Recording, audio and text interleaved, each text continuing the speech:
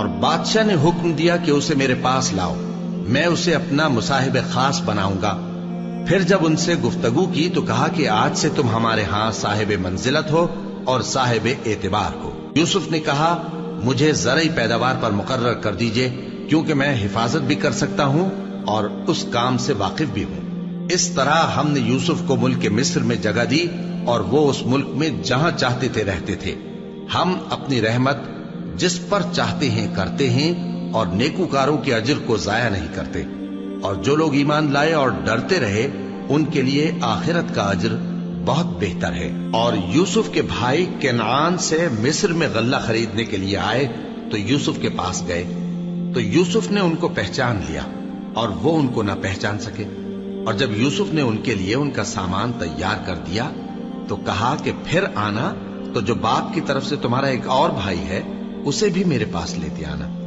کیا تم نہیں دیکھتے کہ میں ناب بھی پوری پوری دیتا ہوں اور مہمانداری بھی خوب کرتا ہوں؟ اب اگر تم اسے میرے پاس نہ لاؤ گے تو نہ تمہیں میرے ہاں سے غلہ ملے گا اور نہ تم میرے پاس ہی آ سکو گے۔ انہوں نے کہا کہ ہم اس کے بارے میں اس کے والد کو پھسلائیں گے اور ہم یہ کام کر کے رہیں گے۔ اور یوسف نے اپنے خدام سے کہا کہ ان کا سرمایہ یعنی غلے کی قیمت ان کے سامان میں رکھ دو۔ عجب نہیں کہ جب یہ اپنے اہل و عیال میں جائیں تو اسے پہچان لیں، اور عجب نہیں کہ یہ پھر یہاں آئے۔ بس جب وہ اپنے والد کے پاس واپس گئے تو کہنے لگے کہ ابا ہمارے لیے غلے کی بندش کر دی گئی ہے، تو ہمارے ساتھ ہمارے بھائی کو بھیج دیجئے تاکہ ہم پھر غلہ لائیں اور ہم اس کے نگہبان ہیں۔ یعقوب نے کہا کہ میں اس کے بارے میں تمہارا اعتبار نہیں کرتا، مگر ویسا ہی جیسا پہلے اس کے بھائی کے بارے میں کیا تھا، سو اللہ ہی بہتر نگہبان ہے اور وہ سب سے زیادہ رحم کرنے والا ہے۔ اور جب انہوں نے اپنا اسباب کھولا تو دیکھا کہ ان کا سرمایہ واپس کر دیا گیا ہے۔ کہنے لگے ابا ہمیں اور کیا چاہیے؟ دیکھیے یہ ہماری پونجی بھی ہمیں واپس کر دی گئی ہے اور ہم اپنے اہل و عیال کے لیے پھر غلہ لائیں گے اور اپنے بھائی کی نگہبانی کریں گے اور ایک بار شتر زیادہ لائیں گے کہ یہ غلہ جو ہم لائے ہیں تھوڑا ہے۔ یعقوب نے کہا کہ جب تک تم اللہ کا عہد نہ دو کہ اس کو میرے پاس صحیح و سالم لے آؤ گے، میں اسے ہرگز تمہارے ساتھ نہیں بھیجنے کا، مگر یہ کہ تم گھیر لیے جاؤ یعنی بے بس ہو جاؤ تو مجبوری ہے۔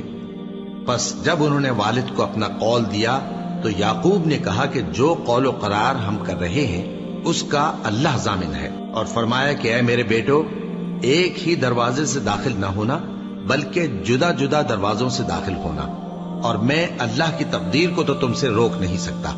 بے شک حکم اللہ ہی کا ہے، میں اسی پر بھروسہ رکھتا ہوں اور اہل توکل کو اسی پر بھروسہ رکھنا چاہیے۔ اور جب وہ ان مقامات سے داخل ہوئے جہاں جہاں سے داخل ہونے کے لیے ان کے والد نے ان سے کہا تھا تو وہ تدبیر اللہ کے حکم کو ذرا بھی ٹال نہیں سکتی تھی۔ ہاں وہ یعقوب کے دل کی خواہش تھی جو انہوں نے پوری کی تھی، اور بے شک وہ صاحب علم تھے کیونکہ ہم نے ان کو علم سکھایا تھا، لیکن اکثر لوگ نہیں جانتے۔